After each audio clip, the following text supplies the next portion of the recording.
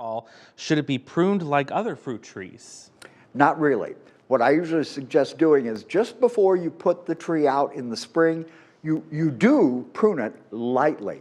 That's going to force out new growth, and that new growth hopefully will have flowers on it. So just a little pruning as the tree goes out. This question here is saying that what's the process of control early and late blight in tomatoes? Also, how far back can I trim my Belenvilla? Okay, on the tomatoes, the important thing to remember is that these blights come up from the soil, from water splashing in the garden.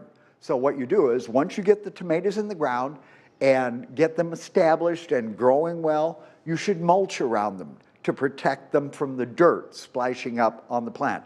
At the first sign of yellow spots from early or late blight, you should be in there with a fungicide approved for use on tomatoes. Now, as far as the bougainvillea, depending on how big it is, we never take back more than 1/3 of the entire growth in any one season, and I would be getting it done. That is one of the plants from that 8-week limit, and we're in March, so you've got 8 weeks before it can go out to get those new blooms established. Gotta get a move on there. This is from Mike. When is the right time to move irises? Irises, that is July. Just remember the 4th of July. Right now, the irises are using up all of last year's energy to produce their blooms. Then they kind of go dormant a little bit from the time the bloom is done, and they start putting out new roots in July. So that's the time to dig, divide, clean up, rework the soil, and put them back in the ground.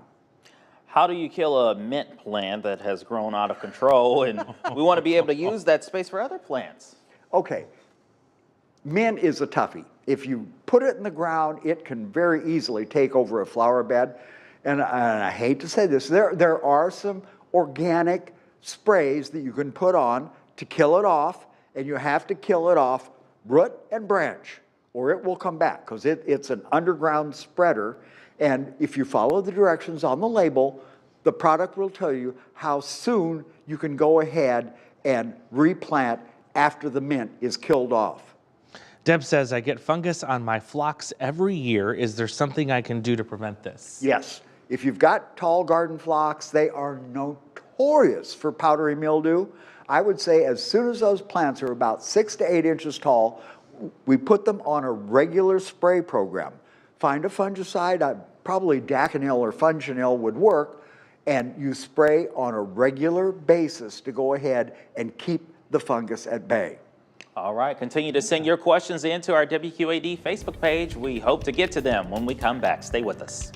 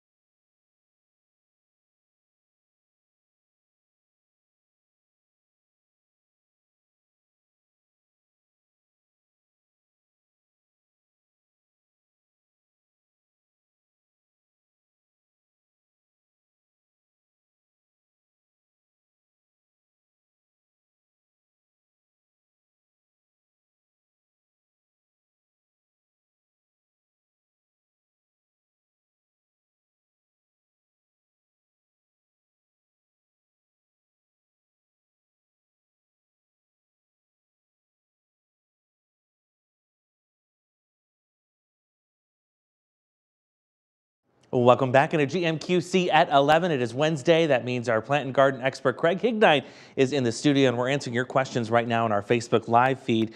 We left off with Jan. Should I soak my asparagus roots before planting? It would not be a bad idea. Just a tepid water soak for about maybe 30 minutes to an hour before you go ahead and put them in the ground. Go ahead, give them that little extra moisture to resuscitate before you plant them. What is the best way to care for a shamrock plant? Shamrock. Now, my shamrocks, when I grew them, they sat out in full sun all day, every day on a garden wall. So in the home, I would like to see them in a very sunny window. You just barely let them dry out. And of course, you always drain the excess that comes out the bottom and make sure that you're fertilizing on a regular basis. From Michelle, how do I know if my hostas, I think it's supposed to be hostas, it says hospice, but I think it's hostas, are going to come back this year? All we can do is wait. And the only reason that hostas would not necessarily come back is if you maybe had an infestation of voles that went ahead and got into the crown. So it's early, Although I did see a daffodil on bloom coming into the station today. So just give it time. It's still early. When does rhubarb start to emerge? Rhubarb's up. I mean, at least at our condo. My neighbor downstairs has rhubarb, and her plants are about that big around, but it's on the west side and it's somewhat protected, so it's one of those microclimates where plants are coming up early. I'm sure that was the thing with those daffodils I saw this morning. So again, just give it time. You know, let's hope that it doesn't come up too early and get nipped by a frost. I mean, you know, we've still got a lot of time left. Spring is just barely started.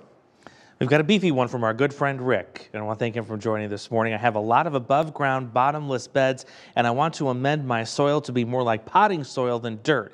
However, because I rotate my crops in the bed year to year to reduce the pest problems, I need a universal mix that will work well for everything. What ingredients do I want to put in the dirt, and is there a standard ratio of those ingredients that I should be using? Well, the thing is, if these are above ground beds that are actually attached to the ground, sitting on the ground, you know, soil is fine. There's no magic to potting soil. For one thing, it dries out very fast in the middle of summer if you're using potting soil. So I would go ahead and I would add organic matter. That's the important thing, whether you're in the ground or in a raised bed that touches the ground. And of course, the best organic matter is peat moss, the red Canadian peat moss, and you could go ahead and maybe add some turface, which is baked clay, maybe some perlite. Be careful of using sand. If you get the proportions wrong on sand, you don't make soil, you make cement. But the important thing, the most important thing is organic matter. I have to repot my cacti. Should I water them right away? It depends on how wet they are the day you plant them or transplant them. If the cactus has been fairly recently watered, I would actually wait several days after the cactus has been transplanted to go ahead and water. If the cactus is dry enough that you'd be watering it anyway, and that's the time that I usually suggest doing your transplanting, yes, you would go ahead and water immediately, and don't forget that root stimulator isn't going to hurt. From Tom, I didn't cut back my mum before winter. What should I do at this point? Hey, you won. You won the lottery. You're not supposed to cut mums back in the fall. And we're just coming to the time, probably middle of next month, you're going to take them down to about 3 inches above the ground. And I don't care. If this weather stays fairly decent and the plants really take off and grow and the green part is taller than 3 inches, it gets cut off. You're building that structure close to the ground right now, so 3 inches above the ground, usually mid-April. All right. A lot dependent on the weather, right? Okay. Hey, we're depending on him. No pressure. You said it. Not It's me. on your shoulders, not mine. And I feel it. Thank you so much for Thanks, joining us, Craig, as always. And be sure to join our Facebook Live with Craig each and every Wednesday. There you can submit your questions and be part of the conversation.